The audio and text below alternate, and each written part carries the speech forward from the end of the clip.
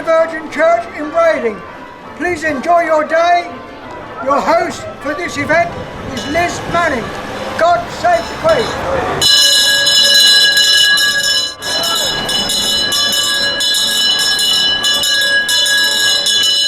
Thank you for inviting me to speak at this event to celebrate the refurbishment and the new exhibition at the Old Town Hall. This is a culmination of a 3-year project called Unlocking the Vaults, which was funded by National Lottery Heritage Fund. I think the work began 7 or 8 years ago, so I'm not quite sure how a 3-year project sort of takes 7 or 8 years, but that's the reality of it. And that was a very different age when we were involved in that all that time ago. Our project's had a fantastic army of volunteers in the Brading Community Archive Group, and today is a real tribute to them and to all their hard work. But we're here not just to celebrate this work and this wonderful building, which is so fundamental to how visitors see this town, but it's also to celebrate all the work that's been done here over the centuries by the corporation and later by the town trust. All those bailiffs and constables and stewards and way wardens and hay wardens, all those individuals who gave their time to making Brading the place it is. So much work's been carried out in this project, digitising, cataloguing, transcribing, but also, and really importantly, interpreting. Because history is at its most powerful when we learn from it, and it enables us to look at things with a fresh eye. So a huge thanks are due to all the volunteers for their hard work, their generosity with their time, to Ruth and to Liz, and also to Lynn, who started off this whole project, for heading it up. And I want to thank all those who have loved and who have cared for this place in this past, and whose passion for the Old Town Hall has really shone out. I vividly remember my first visit here, which was about 25 years ago, and meeting Pauline Humber, and she was my guide, and how impressed I was by her knowledge and love for this place. Thank you too to the Town Trust and the Town Council as partners in the project, enabling this to happen, and of course to the lottery and for all those who support it. Local heritage groups like yours are so important, and this is really powerful evidence of that. And of course our history is so important. Everything around us is formed from the past, and when we have the humility to understand and to learn from it, it offers us the rock on which we can build our future. So thank you ever so much to everyone involved in this project. You have done something really wonderful here. Thank you. Welcome everybody to the Old Town Hall, and I declare it open. Yay!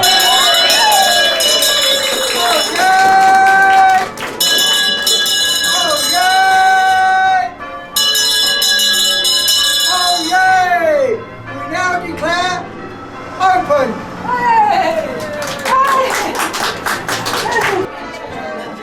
I just want to say welcome to the Old Town Hall, which has been refurbished as if the Brading Corporation were working here in the 18th and 19th centuries. These are all the original artefacts, including the handcuffs and the constable staves that would have been used by the corporation when they were running Brading Town.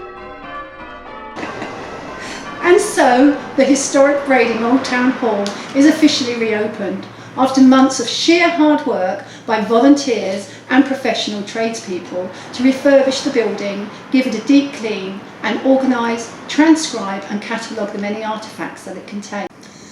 And so, what is this building? When was it built? And what was its purpose? Dr. Ruth Waller, who we've already seen introducing some of the exhibits to our guests, and is a former Isle of Wight County archaeologist and a historian, can provide the answers. Welcome to the Old Town Hall in Brading. In 1280, King Edward I gave the town of Brading its first charter. And that meant that it could be a self-governing town, and it was governed by a corporation made up of all men over the age of 12 who either owned property or rented property. Now we know that the Brading Corporation operated from a market house, and we think that the market house was on the same site as the Old Town Hall is today. We think the Old Town Hall was built sometime after the 1730s, because we have the records to show that the corporation raised taxes from all the local residents starting from 1729. The corporation ran the town, and they built this Old Town Hall as their meeting place, and they made all the local laws. They met twice a year at a court, and they punished people who had broken the local laws. The corporation operated until around about 1890, when it was closed because of local government reorganisation. And from the members who were on the corporation on that date, the Brading Town Trust was formed. The Brading Town Trust now look after the Old Town Hall and the Pound and the New Town Hall.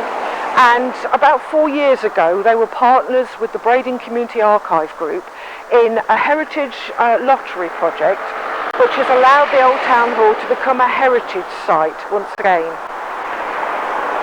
Let's go into the Old Town Hall and see some of the historic things that still survive in Brading. Welcome to the downstairs of the Old Town Hall. We think this building was built around about the 1730s, and this is the oldest part of the building. And there are 3 types of punishment here that the Brading Corporation used for local people who broke the corporation's laws. The first and the most serious is the cell. This cell is the oldest part of the building. It was used for locking up miscreants, people who were drunk and disorderly, and we have town records showing that people who punched the constables or caused fights were locked up here before they were sent to Winchester or to Newport for the higher courts. It must have been a really difficult time being locked up in here. No toilets, and all you had is a stone bench. And in all of the records, the cell is called the blind house because it has no windows. Just these small bars allowing a little bit of light in. Now, if you committed crimes that were not quite as serious to be taken to the assizes, you could be punished more physically. So here are 2 of the punishments that the Brading Corporation used for its local people. Whilst this looks like an ordinary post that's just holding up the wall, it's not. It's the Brading whipping post. Can you see the holes at the top? This is where the ropes would have tied the wrists of the people who were being whipped. And you could be whipped for theft. We have some records of people stealing money and stealing possessions. You could be whipped for all sorts of reasons. We think the last whipping took place in the 18th century here. And finally, down to my left are the stocks. These are the Brading stocks. They've got the date on them of 1750. And you were punished for more minor crimes. So you could be punished for breaking the curfew, or you could be punished for stealing an apple or a chicken. And the punishment was that you would sit behind the stocks on a stool, and you would have your legs poked through the holes and then locked in using this. It must have been really cold and really horrible if you were punished in the stocks. And we have records from 1595 showing that people were punished in the stocks for fighting and punching the constables again. As well as being open to all weathers, the local people were allowed to throw rotten vegetables and things at you while you couldn't move, while you were sitting in the stocks. Now let's go upstairs to the room where the Brading Corporation ran the town for so many years. This is the upstairs room. The Brading Corporation held their meetings here, and they all met around this long table. We know that the Brading Corporation elected every year from all the jurats 2 bailiffs, a steward and 2 constables, a hay warden and a way warden. And the hay warden took any stray animals that were found wandering around the town, locked them in the pound, which is just over beyond the churchyard, and the owners had to pay a fine to the hay warden to get their animals out. The way wardens collected the taxes from all the local residents, and they tried to repair all of the roads within the borough. Now this room in the Old Town Hall, we think, was refurbished about 1876, and the corporation would sit around this table to do all of their business. We also have over here the original 1547 charter that was issued by King Edward VI to the Brading Corporation. It was a reiteration of the town's right to be self-governing, to raise taxes for an annual payment to the king, and also to be able to write its own presentments, its own laws. And here on this 1547 charter, we actually have a picture of the king. Now in 1547, King Edward VI was only 9 years old. He was the son of Henry VIII, and his father had died, and he came to the throne. And it's just amazing to look at the picture of the 9-year-old boy king. He signed and he sealed this fantastic Tudor document, which is on display here now. Now, the corporation met twice a year to hold a court here, and they had a lot of responsibilities as well as writing their laws. They owned the actual original weights and measures, and once a year the bailiffs had to go and measure all of the weights and measures being used by the alewives, the beer sellers, the grain merchants, and all of the things that were sold, to make sure they were proper weights. And all of those things were kept inside the Brading Town chest, and here is the Brading Town chest. This was made in 1819 by a local gentleman called Mr. Wilburn, and inside every year the Brading records show that the bailiffs were handed officially all of the important things that the corporation used. So here we have some of the constable staves. These are the staves that the 2 constables would have used around the town to keep the law and order and the peace. And as well as that, there are some of the original handcuffs used to handcuff together miscreants. These seem quite small, but you'd pop your wrist in there, and then this bar would be locked over, and then people would be either put in the cell or taken to the assizes. And as well as those, there are some of the weights and measures. The corporation had their own scales, and they measured the weights that we used every year. So these are some of the original weights, and we even have the dates that they were bought. And also there were the quart and the pint pot measures that we used to make sure that the alewives and the beer sellers sold the correct amount to the local residents.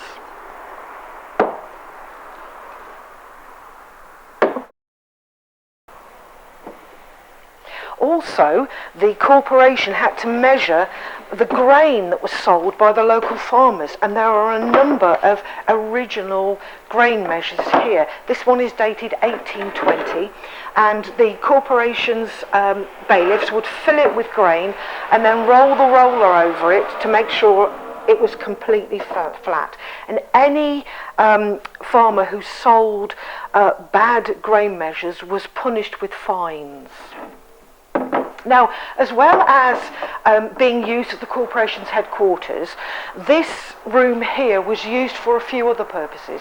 We know that in the 1750s, the room above the cell was used as a school for local poor children. But we also know that from 1877, the Brading Free Library was housed here. The Victorians really wanted to provide poor people with uplifting books that they could read, and so they got grants, and they opened the Old Town Hall twice a week as the Brading Free Library. And here are some of the original books. These are all volumes of Shakespeare, but there were lots of uplifting books for the poor people to read. And It's absolutely brilliant that the Old Town Hall actually still does have a display with some of the original books. Now, the Old Town Hall is space by the Brading Town Trust, and you can come up here and visit and see a very special part of Brading's heritage. The building itself dates to around about 1730, but the records and the objects date from medieval times. Thank you, Ruth. We hope that you will take the trouble to visit this historic building and see for yourself the interesting exhibits that are on display. For further information, including opening times, please visit the Brading Town Trust website. Thank you for watching.